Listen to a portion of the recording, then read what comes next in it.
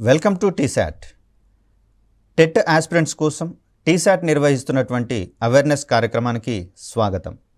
ఈ వీడియోలో మనము టెట్ పేపర్ 2కి సంబంధించి సైన్స్ విభాగంలో ఉండేటటువంటి అంశాలేంటి, అదేవిధంగా మెథడాలజీకి సంబంధించినటువంటి అంశాలలో భాగంగా పెడగాజీ ఆఫ్ సైన్స్, దీనికి సంబంధించినటువంటి టాపిక్స్ ఏంటి, మరి సైన్స్ కాంటెంట్ని అదేవిధంగా మెథడాలజీని ఏ విధంగా ప్రిపేర్ అవ్వాల్సి ఉంటుంది మార్కులు అత్యధికంగా పొందేటటువంటి కోణంలో.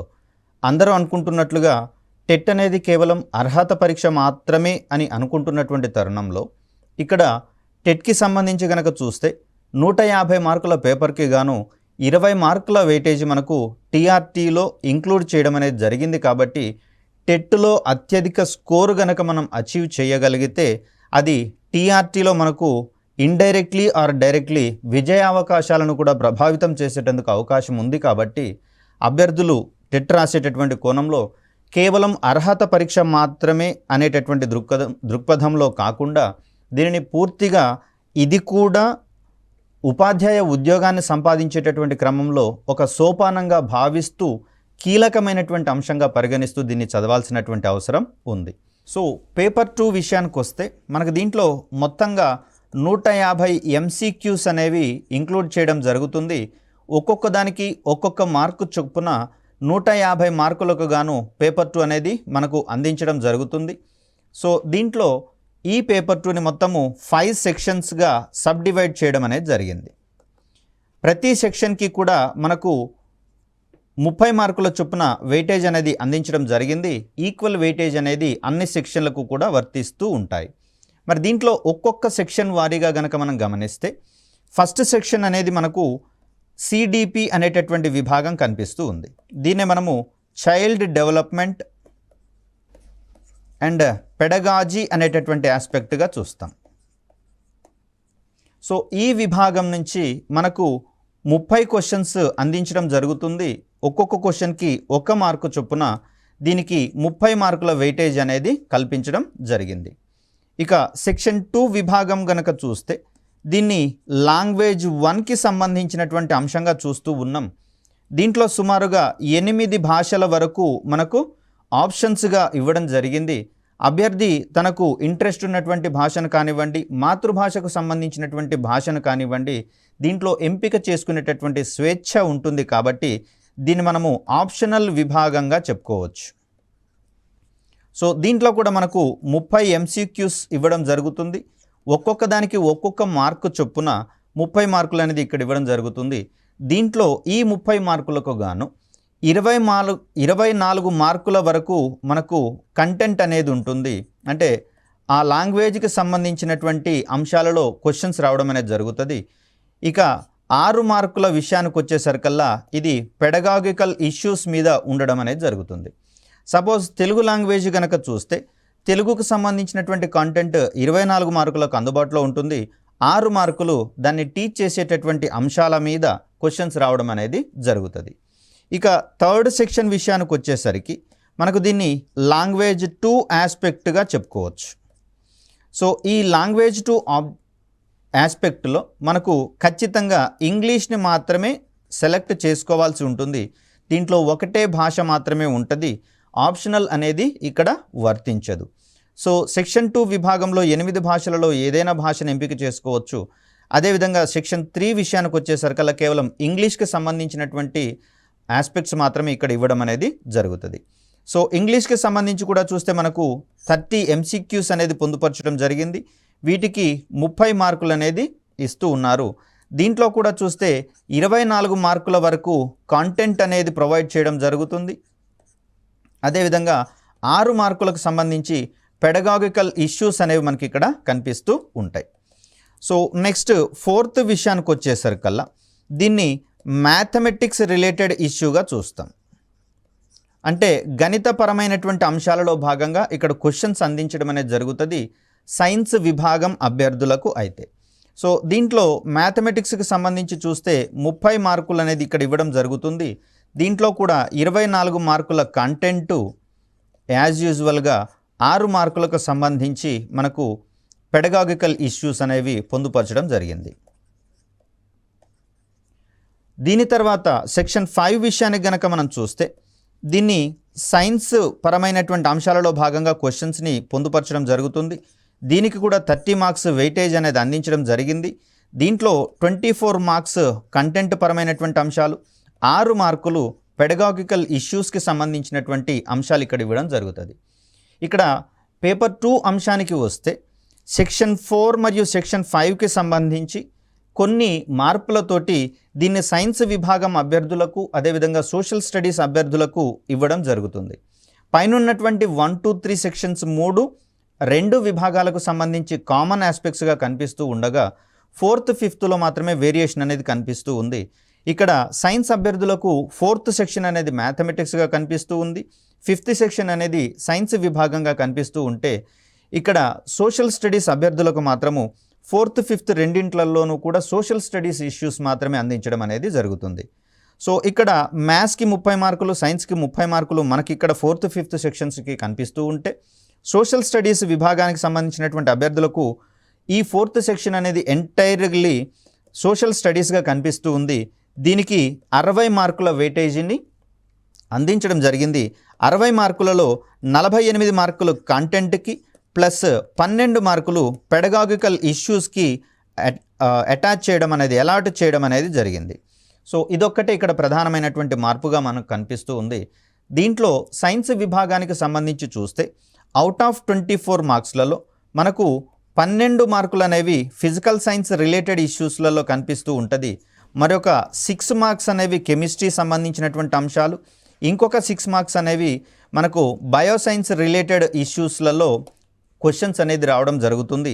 ఇక పెడగాగికల్ ఇష్యూస్కి సంబంధించి చూస్తే 6 మార్కులు మనకు టీచింగ్ ఆఫ్ సైన్స్ అనేటటువంటి అంశంలో భాగంగా ఇక్కడ క్వశ్చన్స్ రావడం అనేది జరుగుతుంది. మరి ఫిజికల్ సైన్స్ విభాగంలోని వారికి అదేవిధంగా బయోసైన్స్ రిలేటెడ్ అభ్యర్థులకు, మ్యాథమెటిక్స్ రిలేటెడ్ అభ్యర్థులకు ఇక్కడ మెథడాలజీ పరమైనటువంటి అంశాలను కనుక చూసుకుంటే మ్యాథమెటిక్స్ విభాగంలో 6 మార్కులు, సైన్స్ విభాగంలో మరొక 6 మార్కులు, మొత్తం 12 మార్కులకు ఉంటూ ఉంది. మరి వీరు మ్యాథ్స్ పెడగాజీని చదవాల్సి వస్తుంది. Teaching of mathematics, teaching of science రెండింటిని చదవాలి.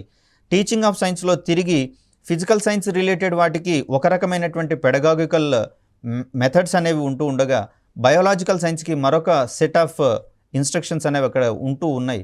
మరి వీటిని కోఆర్డినేట్ చేసుకుంటూ చదివినట్లయితే దీన్ని కాస్త సులభంగానే మార్కులు పొందేటటువంటి క్రమాన్ని మనం చూడవచ్చు. అంటే ఇక్కడ ఫస్ట్ టాపిక్ విషయానికి వస్తే నేచర్, స్కోప్ అండ్ డెవలప్మెంట్ అనేటటువంటి అంశంగా ఇచ్చారు. ఇది మాత్రమే కాస్త సెపరేషన్ ఉండేటటువంటి అవకాశం ఉంది.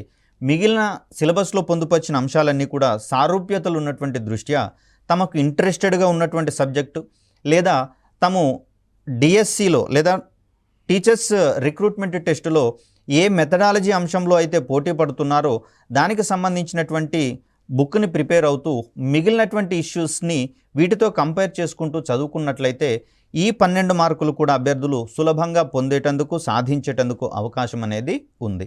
సో ఇప్పుడు 1 by 1 మనము కంటెంట్కి సంబంధించినటువంటి ఇష్యూస్, అదేవిధంగా మెథడాలజీ అంశాలలో ఏ ఏ పాఠ్యాంశాలు మనకు వెరీ ఇంపార్టెంట్, వాటికి సంబంధించినటువంటి టెక్నిక్స్, స్ట్రాటజీస్ అధ్యయనం చేసేటటువంటి ప్రయత్నం చేద్దాం.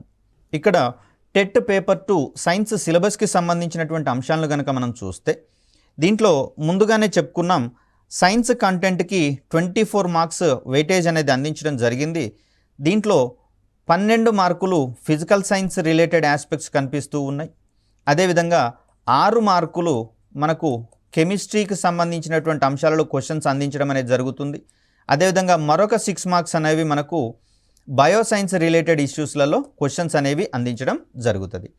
సో ఇక్కడ సైన్స్కి సంబంధించి ఫిజికల్ సైన్స్ అంశాలలో న్యాచురల్ రిసోర్సెస్, సహజ వనరులు అనేటటువంటిది మొదటి టాపిక్గా కనిపిస్తూ ఉంది. దీంట్లో ఎయిర్, వాటర్, గాలి మరియు నీటికి సంబంధించినటువంటి అంశాల మీద క్వశ్చన్స్ అడగడం జరుగుతుంది. ఇక్కడ గాలికి కూడా బరువు ఉంటుందని మనందరికీ తెలిసిందే. బరువు ఉన్నటువంటి ప్రతి వస్తువు కూడా పీడనాన్ని కలుగజేస్తుందనేటటువంటి అంశము గమనించుకుంటే గాలికి సంబంధించినటువంటి పీడనాల ప్రభావాల మీద కూడా మనకు అనేకమైనటువంటి క్వశ్చన్స్ అప్లికేషన్ ఓరియంటెడ్లో అడుగుతున్నటువంటి పరిస్థితులలో ఇక్కడ ఎయిర్ అనేటటువంటి పాఠ్యాంశాన్ని అధ్యయనం చేయాల్సి వస్తుంది. అదేవిధంగా వాటర్కి సంబంధించి కనుక మనం గమనిస్తే నీటి కాలుష్యానికి సంబంధించినటువంటి అంశాలు కీలకంగా ఇక్కడ మనకు మార్క్స్ గెయినింగ్లో భాగంగా ఉన్నాయి. అదేవిధంగా హార్నెసింగ్ ఆఫ్ వాటర్, ఇక్కడ నీటికి సంబంధించినటువంటి సంరక్షణ చర్యలు ఏ విధంగా చేపట్టాలి, నీరు మనకు ఎలా లభ్యమవుతుంది, మరి అలా లభ్యమయ్యేటటువంటి నీటి వనరులలో తాగడానికి పనికి వచ్చేటటువంటి నీటి పరిమాణం ఎంత, మొత్తంగా నీరు ఏ ఏ రూపాలలో భూగోళం మీద ఎంత మొత్తంలో అందుబాటులో ఉంది, దాంట్లో తాగే నీటి యొక్క పర్సంటేజ్ ఎంత, మరి మిగిలిన రూపాలతో కంపేర్ చేస్తే తాగేటటువంటి నీటి యొక్క పర్సంటేజ్ తక్కువగా ఉన్నటువంటి పరిస్థితులలో డ్రింకింగ్ వాటర్ని కన్జర్వ్ చేయాల్సినటువంటి అవసరం ఉంది. నీటి కాలుష్యాన్ని సాధ్యమైనంత మేరకు తగ్గించుకోవాల్సినటువంటి అవసరం ఉంది. కాబట్టి ఆ అంశాలలో భాగంగా వీటిని చూడాల్సి ఉంటుంది. అదేవిధంగా చూస్తే స్టేట్స్ ఆఫ్ వాటర్, నీటికి సంబంధించినటువంటి స్థితులు, ఇది ద్రవ స్థితిలో ఉండగలుగుతుంది, వాయు స్థితిలో ఉండగలుగుతుంది, అదేవిధంగా ఘన స్థితిలో కూడా ఉండగలుగుతున్నటువంటి పరిస్థితులలో మరి ఆయా స్థితులకు సంబంధించినటువంటి సహజమైనటువంటి ప్రక్రియలను కూడా మనం ఇక్కడ అధ్యయనం చేయాల్సి వస్తుంది. అదేవిధంగా చూస్తే హార్డ్నెస్ ఆఫ్ వాటర్, అంటే నీటి కాఠిన్యతకు సంబంధించినటువంటి అంశంగా ఇది మనకు కనిపిస్తూ ఉంది. నీటి కాఠిన్యతకు సంబంధించి చూస్తే ఇక్కడ మనకు అసలు నీటికి కాఠిన్యత ఎలా ఏర్పడుతుంది, దానికి సంబంధించి ఆ కాఠిన్యతను తొలగించాలంటే ఏం చేయాలి, కాఠిన్యత వల్ల ఏ ఏ దుష్ప్రభావాలు కలిగేటటువంటి అవకాశం ఉందనేటటువంటి కోణంలో దీన్ని మనము అధ్యయనం చేయాల్సి వస్తుంది. నేలల్లో రకరకాలైనటువంటి నేలలు ఉన్నట్లుగానే ఆయా రకరకాలైనటువంటి నేలల్లో విభిన్న రకాలైనటువంటి లవణాలు ఉండేటటువంటి అవకాశం ఉంది. మరి అలాంటి సందర్భంలో కొన్ని నిర్దిష్ట రకాలైనటువంటి లవణాలు నీటిలో కరిగినటువంటి పరిస్థితులలో దానికి కాఠిన్యత, హార్డ్నెస్ అనేది పెరిగేటందుకు అవకాశం ఉంది. ఏ నీటిలో అయితే సబ్బు కరిగి నురగను ఇవ్వదో ఆ జలంలో మనకు కాఠిన్యత ఉన్నట్లుగా మనం భావించాల్సి వస్తుంది. మరి కాఠిన్యత ఉన్నటువంటి వాటర్లో బట్టలు ఉతికినా లేకపోతే దాంతో స్నానం చేసినా కూడా ఎటువంటి ఎఫెక్ట్ అనేది కనిపించదు. కాబట్టి ఆ కాఠిన్యతను వీలైనంతగా తగ్గించుకొని వాటిని మానవ ప్రయోజనాల కోసం ఉపయోగించుకోవాల్సి వస్తుంది. కాబట్టి ఆ కోణంలో దీన్ని మనము దానికి సంబంధించినటువంటి రీజన్స్, కారణాలకు సంబంధించినటువంటి అంశాలను అధ్యయనం చేయాల్సి వస్తుంది. రకాలకు సంబంధించినటువంటి అంశాలను అధ్యయనం చేయాల్సి వస్తుంది. పోగొట్టేటటువంటి కాఠిన్యతను పోగొట్టేటటువంటి చర్యల మీద కూడా మనము అధ్యయనం చేయాల్సి వస్తుంది. మార్క్స్ గెయినింగ్లో భాగంగా ఇవి మనకు అత్యంత కీలకమైనటువంటి అంశాలుగా కనిపిస్తూ ఉన్నాయి. దీని తర్వాత వాటర్ ప్రెషర్, అంటే ఇక్కడ నీటికి ఉండేటటువంటి ప్రెషర్, పీడనానికి సంబంధించి చూస్తే పార్శ్వపీడనం అని, అధోపీడనం అని, అదేవిధంగా ఊర్ధ్వపీడనం అనేటటువంటి కోణాలు మనకు కనిపిస్తూ ఉన్నాయి. మరి నీటికి ఉండేటటువంటి ఈ పీడనాల యొక్క ప్రభావాలు ఏంటి, వాటిని మనం ఇక్కడ అధ్యయనం చేయాల్సి ఉంటుంది. దీనితో పాటుగా ఎయిర్ పొల్యూషన్, గాలి కాలుష్యం ఏ విధంగా జరుగుతుంది, అదేవిధంగా అట్మాస్ఫిరిక్ ప్రెషర్కి సంబంధించినటువంటి అంశాలను, వాతావరణ పీడనానికి సంబంధించినటువంటి అంశాలను అధ్యయనం చేయాల్సి ఉంటుంది. దీనికి సంబంధించి నిర్వచనంతో మొదలుపెట్టుకొని వాతావరణ పీడనం కలగచేసేటటువంటి ప్రభావాలను అధ్యయనం చేయాల్సి వస్తుంది. అదేవిధంగా పీడనంలో ఏ విధమైనటువంటి మార్పులు ఏర్పడేటందుకు అవకాశం ఉంటుంది, ఏ సందర్భాలలో మార్పులు ఏర్పడతాయి, ఆ మార్పుల వల్ల కలిగేటటువంటి కన్సీక్వెన్సెస్ ఏంటి, పర్యవసానాలు ఏంటి, ఈ కోణంలో దీన్ని మనం అధ్యయనం చేయాల్సి ఉంటుంది. మోస్ట్లీ మనకు అప్లికేషన్ రిలేటెడ్ ఇష్యూస్ అడుగుతున్నటువంటి దరిమిల వీటిని మనం అలాగే నేర్చుకున్నట్లయితే ఎగ్జామినేషన్ పాయింట్ ఆఫ్ వ్యూలో మనము ఈజీగా వాటికి ఆన్సర్స్ ఐడెంటిఫై చేసేటటువంటి అవకాశం అనేది ఉంటుంది. సో దీంట్లో మరొక అంశంగా మనకు ఎయిర్ ప్రెషర్ అనేది కనిపిస్తూ ఉంది.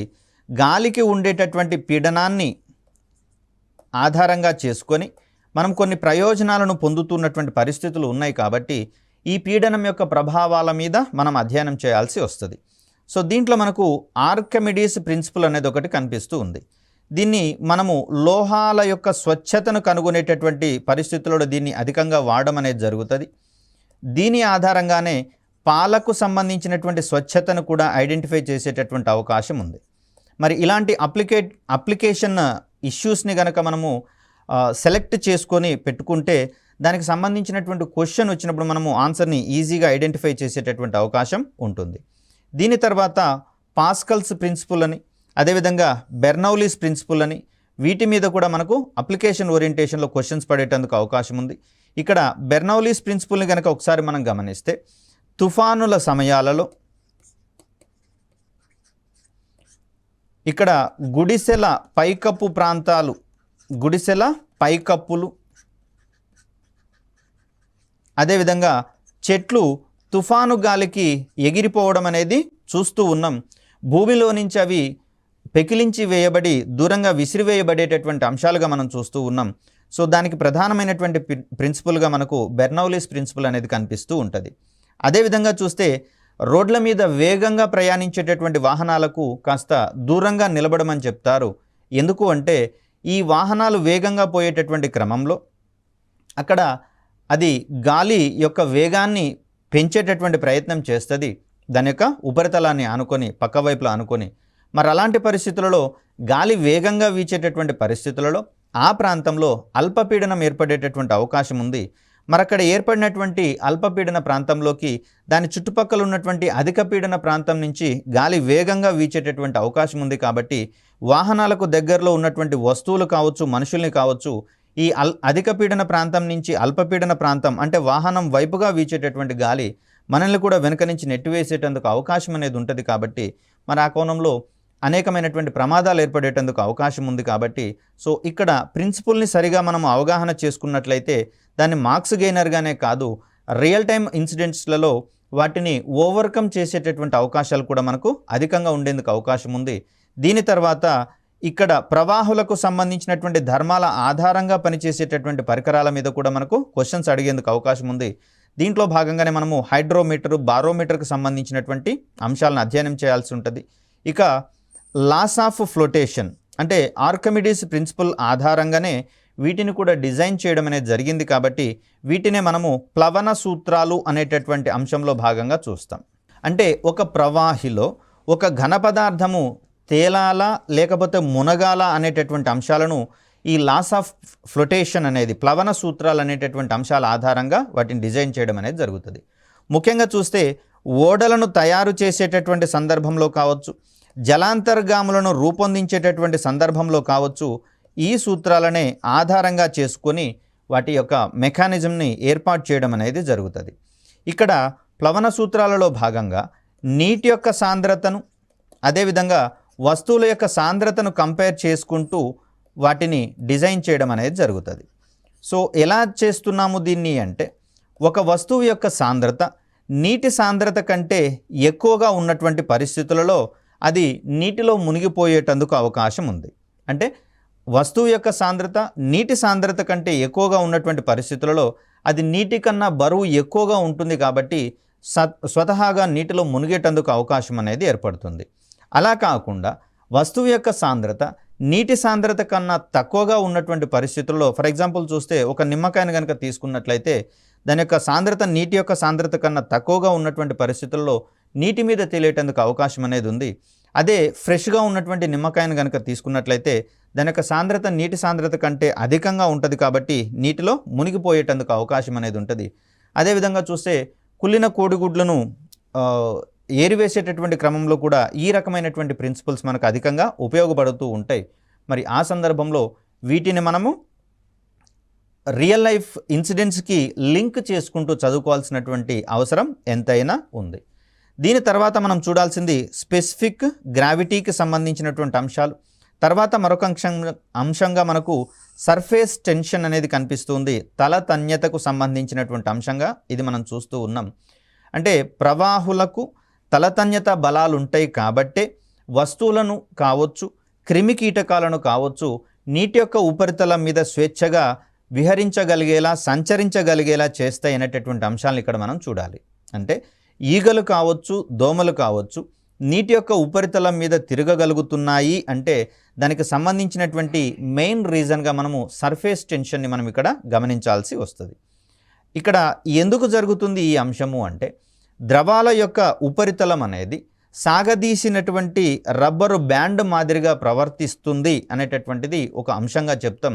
దీన్ని దేనికోసము అంటే ఈ సర్ఫేస్ టెన్షన్ అంశాన్ని ఎక్స్ప్లెయిన్ చేసే కోణంలో దీన్ని వాడుతూ ఉంటాం. సో ఇలా సాగదీసినటువంటి రబ్బరు బ్యాండ్ మాదిరిగా ప్రవర్తిస్తుంది కాబట్టి వాటికి సంబంధించి ఈ తేలికపాటి వస్తువులని దాని మీద నడవగలిగేలా చేసేటటువంటి అవకాశం ఉందని చెప్తాం. మరి సర్ఫేస్ టెన్షన్ తగ్గేటటువంటి పరిస్థితులు ఏంటి అంటే మనకు అక్కడ నీటికి ఏదైనా మలినాలను కనుక కలిపినట్లయితే వాటి యొక్క సర్ఫేస్ టెన్షన్ అనేది తగ్గుతుంది. కాబట్టి అక్కడ మనకు ఆ జీవులు అనేవి మనకు నీటిలో మునిగిపోయి నశించిపోయేటందుకు అవకాశం అనేది ఏర్పడుతుంది. మరి ఈ క్రమంలో గాలి మరియు నీటికి సంబంధించినటువంటి వీటిని మనము ఫ్లూయిడ్స్ ప్రవాహులు అంటాం. కాబట్టి వీటికి సంబంధించినటువంటి మెకానిక్స్ అంటే యాంత్రిక శాస్త్రానికి సంబంధించిన అంశాలను అధ్యయనం చేయాల్సి ఉంటుంది. ఇక్కడ మరొక టాపిక్గా మనకు అవర్ యూనివర్స్ అనేది కనిపిస్తుంది. సహజంగానే వీటిలలో మనకు స్వతసిద్ధమైనటువంటి నాలెడ్జ్ ఉంటుంది. సోలార్ ఎక్లిప్స్ అంటే గ్రహణాలకు సంబంధించి, ల్యూనార్ ఎక్లిప్స్ చంద్రగ్రహణానికి సంబంధించి, అదేవిధంగా నక్షత్ర రాశులు కాన్స్టలేషన్కి సంబంధించి, జోడియాక్ సైన్స్, అదేవిధంగా స్పేస్ ట్రావెల్ అంతరిక్ష యాత్రలకు సంబంధించినటువంటి అంశాలను దీంట్లో ఇంక్లూడ్ చేయడం అనేది జరిగింది. ముఖ్యంగా చూస్తే సోలార్ సిస్టమ్ అంటే సౌర కుటుంబానికి సంబంధించినటువంటి భావనల మీద కూడా మనకు దీంట్లోంచి క్వశ్చన్స్ని ఎక్స్పెక్ట్ చేసేటటువంటి అవకాశం ఉంది. దీని తర్వాత ఉపగ్రహాలు అంటే నక్షత్రాల చుట్టూతా స్వతసిద్ధంగా గ్రహాలు అనేటటువంటివి తిరుగుతూ ఉంటే గ్రహాల చుట్టూతా తిరిగేటటువంటి ఖగోళ వస్తువుల్ని మనము ఇక్కడ ఉపగ్రహాలుగా పరిగణిస్తూ ఉన్నాం. ఆ కోణంలో భూమికి సంబంధించి చూస్తే సహజమైనటువంటి ఉపగ్రహంగా మనకు చంద్రుడు కనిపిస్తూ ఉన్నాడు. మరి ఇక్కడ చంద్రుడి నుంచి ప్రయోజనాలు ఏమైనా ఉన్నాయా అంటే మానవాళి అవసరాలకు ఉపయోగపడేటటువంటి ప్రయోజనాలు చాలా తక్కువగా ఉన్నాయి సహజ ఉపగ్రహం కాబట్టి. మరి మానవాళి యొక్క విస్తృత ప్రయోజనాలను ఆశిస్తూ మనం కృత్రిమ ఉపగ్రహాలను రూపొందించుకుంటూ వీటిని వాడుతూ ఉన్నాం. సో అలాంటి పరిస్థితులలో భూమి చుట్టూత తిరిగేటటువంటి ఈ సహజ సిద్ధమైనటువంటి ఉపగ్రహంగా చంద్రుడు కనిపిస్తూ ఉంటే కృత్రిమ ఉపగ్రహాలు అనేకం కనిపిస్తూ ఉన్నాయి. వీటికి సంబంధించినటువంటి అంశాలను కూడా అధ్యయనం చేయాల్సి వస్తుంది. దీని తర్వాత స్టార్స్ నక్షత్రాలు, కోమెట్స్ తోకచుక్కలు, ఎర్త్కి సంబంధించినటువంటి భౌతికపరమైనటువంటి అంశాలను అధ్యయనం చేయాల్సి ఉంటుంది. ఇక మరికొన్ని అంశాలను కనుక మనం గమనిస్తే ఇక్కడ సైన్స్ పాఠ్యాంశాలలో ఫిజికల్ సైన్స్ రిలేటెడ్ అంశాలలో న్యాచురల్ ఫినామినాన్ సహజ దృగ్విషయాలు అనేవి కనిపిస్తూ ఉన్నాయి. దీంట్లో మనకు మొదటగా లైట్ అనేటటువంటి పాఠ్యాంశాన్ని ఇవ్వడం జరిగింది. దీంట్లో కాంతికి సంబంధించినటువంటి అంశాలను ప్రధానంగా ఇంక్లూడ్ చేయడం అనేది జరిగింది.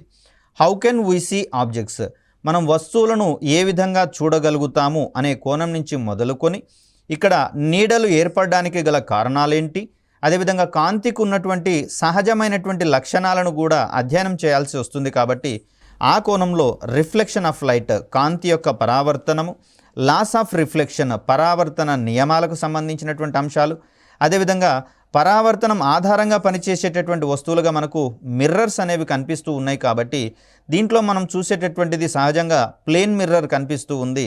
సో దీనిని ఆధారంగా చేసుకొని దాంట్లో ఏర్పడేటటువంటి ప్రతిబింబాల యొక్క లక్షణాలను మనం అధ్యయనం చేయాల్సి వస్తుంది. దాని తర్వాత వర్చువల్ ఇమేజెస్ మరియు రియల్ ఇమేజెస్లో రకాలుగా మనం చూస్తాం. మిథ్యా ప్రతిబింబాలు, నిజ ప్రతిబింబాలు అనేటటువంటి కోణంలో వీటిని అధ్యయనం చేయాల్సి వస్తుంది. తర్వాత పిన్ హోల్ కెమెరా, పెరిస్కోప్, అదేవిధంగా కెలడియోస్కోప్ అండ్ స్పెరికల్ మిర్రర్స్ అంటే వక్ర దర్పణాలు అనేటటువంటి కోణంలో వీటిని చూస్తాం. కాంతిని ఆధారంగా చేసుకొని పనిచేసేటటువంటి ఉపకరణాలుగా ఇక్కడ ఇవి మనకు కనిపిస్తూ ఉంటాయి. వీటితో పాటుగా ఈ ఉపకరణాలలో ఏర్పడేటటువంటి ప్రతిబింబాల యొక్క లక్షణాల మీద కూడా మనకు క్వశ్చన్స్ పడేటందుకు అవకాశం ఉంటుంది. ఏ సందర్భంలో నిజ ప్రతిబింబం వస్తుంది, ఏ సందర్భంలో మిథ్యా ప్రతిబింబం వస్తుంది అనేటటువంటి కోణంలో దీన్ని మనం పరిశీలించాల్సి ఉంటుంది. వీటితో పాటుగా ఫెర్మాన్స్ ప్రిన్సిపల్, అదేవిధంగా applications of reflection of light అంటే ఇక్కడ కాంతి పరావర్తనం యొక్క అనువర్తనాలను అధ్యయనం చేయాల్సి వస్తుంది. ఇదంతా ఒక లక్షణమైనటువంటి కాంతి లక్షణమైనటువంటి రిఫ్లెక్షన్కి సంబంధించిన అంశం కాగా మరొక లక్షణమైనటువంటి రిఫ్రాక్షన్ అంటే వక్రీభవనానికి సంబంధించినటువంటి అంశాన్ని అధ్యయనం చేయాలి. కాంతి ఒక తలంలో ప్రయాణిస్తూ అదే తలంలోకి వెనక్కి తిరిగితే పరావర్తనం అంటున్నాం. ఒక తలం నుంచి మరొక తలానికి ప్రయాణించేటటువంటి కోణంలో దాని యొక్క వేగంలో మార్పు కనుక ఏర్పడినట్లయితే అది రిఫ్రాక్షన్ రిలేటెడ్ ఇష్యూగా మనం చూడాల్సి ఉంటుంది. దీంట్లో భాగంగానే లాస్ ఆఫ్ రిఫ్లెక్షన్, అదేవిధంగా రిఫ్రాక్టివ్ ఇండెక్స్, దీనికి రిలేటెడ్గా చూస్తే స్నెల్స్ లా, ఈ అంశాలు మనకు రెగ్యులర్ లైఫ్లో ఏ విధంగా ఉపయోగపడుతున్నాయో తెలుసుకోవాల్సి ఉంటుంది. వజ్రము అధికంగా ప్రకాశవంతంగా మెరియడానికి ప్రధాన కారణము దానికి అత్యధికంగా రిఫ్రాక్టివ్ ఇండెక్స్ ఉండడమే అనేటటువంటి అంశాన్ని ఇక్కడ మనం గమనించుకోవాలి. దానికంటే తక్కువ రిఫ్రాక్టివ్ ఇండెక్స్ ఉన్నటువంటి వస్తువులు వజ్రం అంత ఎక్కువగా మెరిసేటటువంటి అవకాశం లేదు. కాబట్టి దీనికి సంబంధించినటువంటి కారణాలను మనం అధికంగా గుర్తుంచుకోవాలి. దీనితో పాటుగా టోటల్ ఇంటర్నల్ రిఫ్లెక్షన్ సంపూర్ణాంతర పరావర్తనము, దాని యొక్క అనువర్తనాలు, దీనితో పాటుగా refraction through glass prisms and slabs, అంటే గాజుతో చేయబడినటువంటి పట్టకాల ద్వారా కాంతి ప్రయాణించేటటువంటి సందర్భంగా ఏం జరుగుతుందనేటటువంటి కోణాలను అధ్యయనం చేయాలి. వీటితో పాటు రిఫ్రాక్షన్ ఎట్ కర్వ్డ్ సర్ఫేసెస్, వక్రతలాల ద్వారా లేదా వక్రతలాల వద్ద వక్రీభవనానికి సంబంధించినటువంటి అంశాలు, వీటినే మనము పుటాకార కటకము, కుంభాకార కటకాలకు సంబంధించినటువంటి అంశాలుగా చూస్తాము. రిఫ్రాక్షన్ ఆధారంగా కటకాలు పనిచేస్తూ ఉంటే రిఫ్లెక్షన్ ఆధారంగా దర్పణాలు పనిచేస్తూ ఉంటాయి. ఈ వేరియేషన్స్ని బేస్ చేసుకుంటూ కూడా మనకు క్వశ్చన్స్ వచ్చేందుకు అవకాశం ఉంది కాబట్టి ఆ కోణంలో వీటిని పరిశీలించాల్సి వస్తుంది. దీని తర్వాత ఇమేజెస్ ఫార్మ్డ్ బై లెన్సెస్, అంటే కటకాల ద్వారా కాంతి ప్రయాణించేటటువంటి సందర్భంలో ఏ విధమైనటువంటి ఇమేజ్లు ప్రతిబింబాలు ఏర్పడేటందుకు అవకాశం ఉంది, వాటి యొక్క స్థానం ఏంటిది, వాటి యొక్క పరిమాణం ఎలా ఉంటుంది, పెరుగుతుందా తగ్గుతుందా, అదేవిధంగా అవి నిజ ప్రతిబింబాలా లేదా మిథ్యా ప్రతిబింబాలు అనేటటువంటి కోణంలో వస్తువు యొక్క స్థానాన్ని ఆధారంగా చేసుకుని క్వశ్చన్స్ అడిగేటందుకు అవకాశం ఉంటుంది. వీటికి సంబంధించినటువంటి రే డయాగ్రామ్స్ మనకు డిస్క్రిప్టివ్ మోడ్లో అయితే అవసరం అవుతుంది, కానీ ఇక్కడ మనం కేవలం వస్తు స్థానాల ఆధారంగా ప్రతిబింబ స్థానాలు ఏ విధంగా మారుతున్నాయి అనేటటువంటి కోణంలో మాత్రమే వీటిని మనం అధ్యయనం చేయాల్సి ఉంటుంది. ఇక మరొక అంశంగా కన్స్ట్రక్షన్ ఆఫ్ హ్యూమన్ ఐ, మానవ నేత్రానికి సంబంధించినటువంటి ప్రాథమిక భావనలన్నీ కూడా దీంట్లో భాగంగా మనం అధ్యయనం చేయాల్సి వస్తుంది. దీంట్లోనే మనము దృష్టి దోషాలకు సంబంధించినటువంటి అంశాలు, దృష్టిని అందించేటటువంటి కోణంలో మనకు ఏ ఏ అంశాలు దోహదపడుతున్నాయి, కంటిలోని ఏ ఏ భాగాలు మనకు ఉపయోగపడుతున్నాయి, వాటి యొక్క ధర్మాలేంటి, లక్షణాలేంటి, వీటికి సంబంధించినటువంటి అంశాలను ఇక్కడ ఎక్కువగా అడగడం అనేది జరుగుతుంది. ఇక్కడ న్యాచురల్ ఫినామినాలో మరొక అంశంగా మనకు సౌండ్, ధ్వని అనేది కనిపిస్తుంది. ఇక్కడ ధ్వనికి సంబంధించినటువంటి జనకాలు లేదా ధ్వని వనరులకు సంబంధించినటువంటి అంశాలను చూడాల్సి ఉంటుంది. మనకు తీగ వాయిద్యాలని, అదేవిధంగా చర్మ వాయిద్యాలని, రకరకాల వాయిద్యాలు అందుబాటులో ఉన్నాయి. దీనితో పాటుగా వస్తువులు కంపించినప్పుడు శబ్దం వెలువడుతుంది అనుకుంటున్నాం కాబట్టి ఏ ఏ వస్తువుల నుంచి శబ్దాలు వెలువడినప్పుడు అవి ఏ ఏ తరంగాల రూపంలో ఒక చోటు నుంచి మరొక చోటికి ప్రయాణిస్తాయి అనేటటువంటి కోణంలో కూడా మనం వీటిని అధ్యయనం చేయాల్సి ఉంటుంది. అదేవిధంగా production and propagation of sound, శబ్దం ఏ విధంగా ఉత్పత్తి అవుతుంది, అది ఒక చోటు నుంచి మరొక చోటికి ఏ రూపాలలో ప్రయాణిస్తుంది అనేటటువంటి కోణము.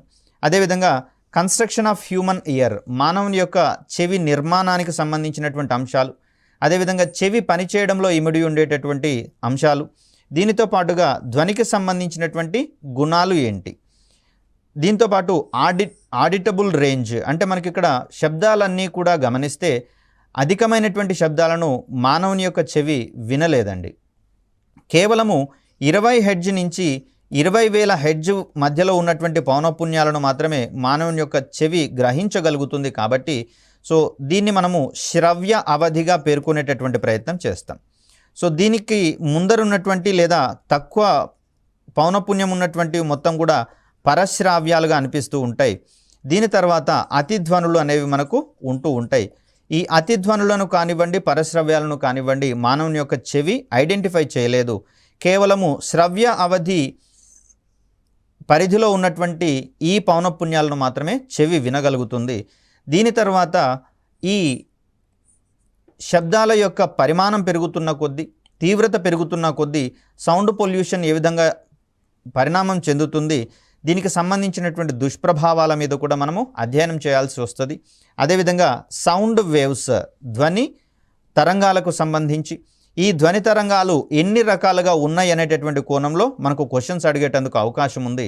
ఇక్కడ గాలిలో అయితేనేమో ధ్వని అనుదైర్ఘ్య తరంగాల రూపంలో ప్రయాణిస్తుందనేటటువంటి అంశాన్ని చూడాల్సి ఉంటుంది. అదేవిధంగా చర్మ వాయిద్యాలలో కానివ్వండి, తీగలలో కానివ్వండి, ఇక్కడ ధ్వని అనేది తిర్యక్ తరంగాల రూపంలో ప్రయాణిస్తుంది.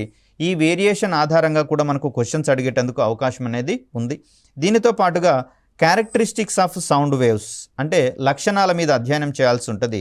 రిఫ్లెక్షన్ ఆఫ్ సౌండ్, ధ్వని యొక్క పరావర్తనానికి సంబంధించినటువంటి అంశాలను చూడాల్సి వస్తుంది. ముఖ్యంగా చూస్తే మూవీ థియేటర్లలో ఈ మధ్యకాలంలో కనుక గమనిస్తే మోడర్నైజ్ చేస్తున్నట్లుగా మనం అనుకుంటున్నాం, కానీ ధ్వని అనేది అనేక రకమైనటువంటి తలాల మీద పతనం చెందినప్పుడు వెనుకకు మరలేటటువంటి ధర్మాన్ని కలిగి ఉంటుంది. కాబట్టి ఈ ధర్మం ఆధారంగా మనకు 1/10 సెకండ్స్ కాలంలో అదే ధ్వని తిరిగి మన చెవిని కనుక చేరినట్లయితే ఆ శబ్దాల యొక్క వేరియేషన్ని చెవి గుర్తించజాలదు. కాబట్టి శబ్దం యొక్క నాణ్యత తగ్గిపోయేటందుకు అవకాశం ఉంటుంది. కాబట్టి మరి ఈ కోణంలో శబ్ద కాలుష్యాన్ని కావచ్చు, రిఫ్లెక్షన్ ఆఫ్ సౌండ్ ప్రతిధ్వనిని తగ్గించేటటువంటి కోణాలను కావచ్చు మనం ఇక్కడ అధ్యయనం చేయాల్సి వస్తుంది. ప్రతినాదం అనేటటువంటి మరొక ఇష్యూ అనేది మనకి ఇక్కడ కనిపిస్తుంది. దీనితో పాటుగా అల్ట్రాసోనిక్ సౌండ్స్ యొక్క ఉపయోగాల మీద కూడా మనకు అనేక సందర్భాల్లో క్వశ్చన్స్ అడగడం అనేది జరిగింది. అదేవిధంగా ధ్వనికి సంబంధించినటువంటి అంశాలలో మ్యూజికల్ ఇన్స్ట్రుమెంట్స్, తంత్రి వాయిద్యాలని, చర్మ వాయిద్యాలని, ఇలాంటి రకరకాలైనటువంటి వాయిద్యాలు ఉన్నాయి. వాటి ద్వారా వచ్చేటటువంటి మ్యూజిక్ యొక్క లక్షణాలను కూడా మనం అధ్యయనం చేయాల్సి వస్తుంది. ఏవి చెవికి ఇంపుగా ఉంటాయి, ఏవి చెవికి కర్ణ కఠోరంగా ఉండేటటువంటి అవకాశాలు ఉన్నాయి. అలా వచ్చేటటువంటి సందర్భంలో వాటికి ఏ రకమైనటువంటి అంశాలు అత్యధికంగా ప్రభావితం చూపించబోతున్నాయి, వీటన్నింటిని మనం అధ్యయనం చేయాల్సి ఉంటుంది. ఇక న్యాచురల్ ఫినామినాలో మరొక అంశంగా మనకు హీట్ అనేది కనిపిస్తూ ఉంది. దీన్ని concepts of heat and temperature. మనకు హీట్ అనేటటువంటిది ఉష్ణము అంటున్నాం. దీన్ని ఒక వస్తువును వేడి చేయడానికి మనం అందించాల్సింది ఉష్ణం కాగా, ఉష్ణాన్ని అందించిన తర్వాత ఏర్పడేటటువంటి ఫలితంగా మనము ఉష్ణోగ్రతను చూస్తూ ఉంటాం. సో ఇక్కడ ఉష్ణం అనేది ఒక కారకం కాగా మనకు ఉష్ణోగ్రత అనేది ఒక ఫలితంగా చెప్తూ ఉంటాం. మరి ఈ కోణంలో వీటిని మనం అధ్యయనం చేయాల్సి ఉంటుంది. దీని తర్వాత థర్మల్ ఈక్విలిబ్రియం అంటే ఉష్ణ సమతాస్థితి అంటాం. రెండు వ్యవస్థల యొక్క ఉష్ణోగ్రతలు గనక సమానంగా ఉంటే అవి రెండూ కూడా ఉష్ణ సమతాస్థితిలో ఉన్నాయని చెప్పేసి అంటాం. ఉష్ణ సమతాస్థితి ఏర్పడినప్పుడు ఆ రెండు వ్యవస్థల మధ్య ఎలాంటి ఉష్ణ ప్రసారం అనేది జరగదు. సో ఇక్కడ ఈ ఉష్ణ ప్రసారానికి సంబంధించినటువంటి అంశాలను కూడా అధ్యయనం చేయాల్సి వస్తుంది. దీనితో పాటుగా మెజర్మెంట్ ఆఫ్ టెంపరేచర్ అంటే ఉష్ణోగ్రతను కొలిచేటటువంటి మాపనాలను అధ్యయనం చేయాల్సి వస్తుంది. మనకు సెల్సియస్ మానమని, అదేవిధంగా కెల్విన్ మానమని, ఫారెన్ హీట్ మానం అనేటటువంటి మాపనలు అందుబాటులో ఉన్నటువంటి పరిస్థితులలో వాటి మధ్యలో ఉండేటటువంటి కీ వేరియేషన్స్ మీద కూడా క్వశ్చన్స్ అడిగేందుకు అవకాశం ఉంటుంది. ఈ కోణంలోనే ఆ మానాలను మాపనం చేసేటటువంటి మాపనలు, వీటిని థర్మామీటర్స్ అంటున్నాము. ఉష్ణ మాపనలు అనేటటువంటి కాన్సెప్ట్, వీటిలలో ఉండేటటువంటి కన్స్ట్రక్షన్ క్రైటీరియాని మనం అధ్యయనం చేయాలి. దీనితో పాటుగా స్పెసిఫిక్ హీట్ అంటే ఒక వస్తువుకి 1 డిగ్రీ సెంటీగ్రేడ్ ఉష్ణోగ్రతను పెంచడానికి ఎంత పరిమాణంలో ఉష్ణాన్ని అందజేయాలనేటటువంటి అంశాన్ని స్పెసిఫిక్ హీట్ అనేది మనకు వివరిస్తూ ఉంది. ఆ కోణంలో స్పెసిఫిక్ హీట్ అత్యధికంగా ఉన్నటువంటి వస్తువులు ఏంటి, మరి దానికి అత్యధికంగా స్పెసిఫిక్ హీట్ ఉన్నటువంటి పరిస్థితులలో ఏ విధమైనటువంటి ప్రయోజనాలు మనకు కలుగుతున్నాయి, ఈ రకమైనటువంటి అప్లికేషన్స్ మీద మనం దృష్టి సారించాల్సి ఉంటుంది. సో ఇక్కడ స్పెసిఫిక్ హీట్ యొక్క అప్లికేషన్స్ ఇన్ డైలీ లైఫ్, దీని తర్వాత మెథడ్స్ ఆఫ్ మిక్చర్స్, అదేవిధంగా ఎవాపరేషన్. సో ఇక్కడ నీరు ఆవిరయ్యేటటువంటి సందర్భంగా కొన్ని మిశ్రమాలలోని అణుఘటకాలను వేరు చేసేటటువంటి ప్రక్రియగా దీన్ని మనం చూస్తాం.